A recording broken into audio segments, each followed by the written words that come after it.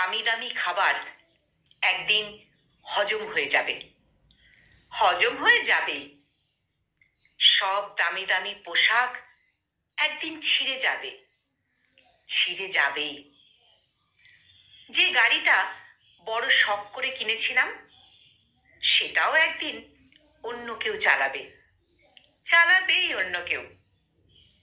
বহু বছরের সঞ্চিত টাকায় যে বাড়িটা বানিয়েছিলাম সেটাও একদিন অন্য কারো নামে হয়ে যাবে, অন্য কেউ তার মালিক হবেই।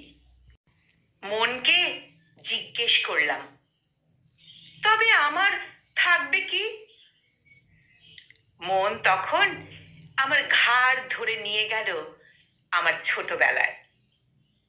বর্ণ পরিচয়ের পাতা পাল্টে জিজ্ঞেস করল, বিদ্যাসাগর নেই এখানে?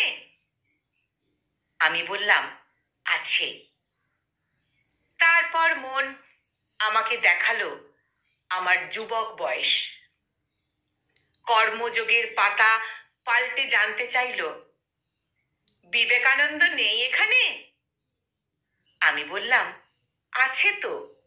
মন আমাকে তাজমহলের কাছে নিয়ে গিয়ে বলল, শাহজাহান কি নেই এখানে?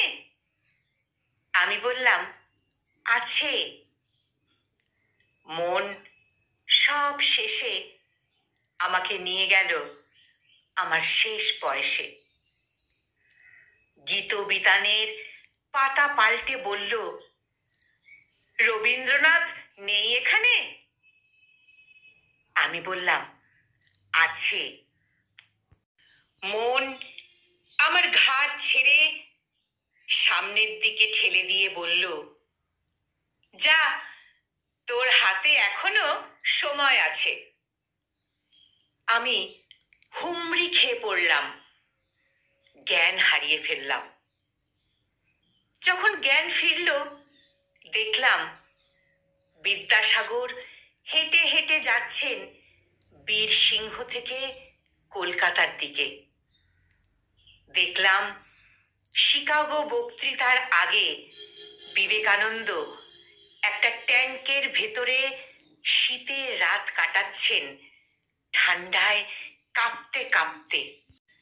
স্ত্রী বিয়োগে হতাশ হয়ে যাওয়া শাহজাহান মার্বেল পাথরের ফাঁকে ফাঁকে দুঃখ সংগ্রহ করছেন।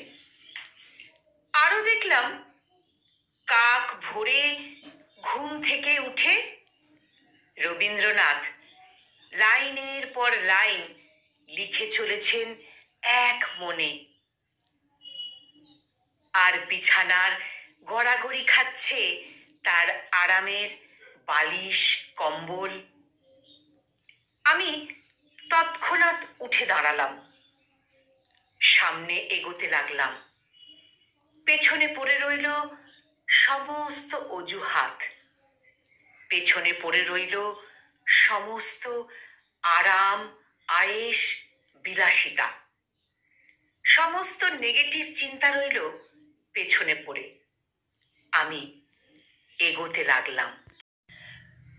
কলমে ধনঞ্জয় দেব সিংহ, আর উচ্চারণে আমি নিবেদিতা। নমস্কার।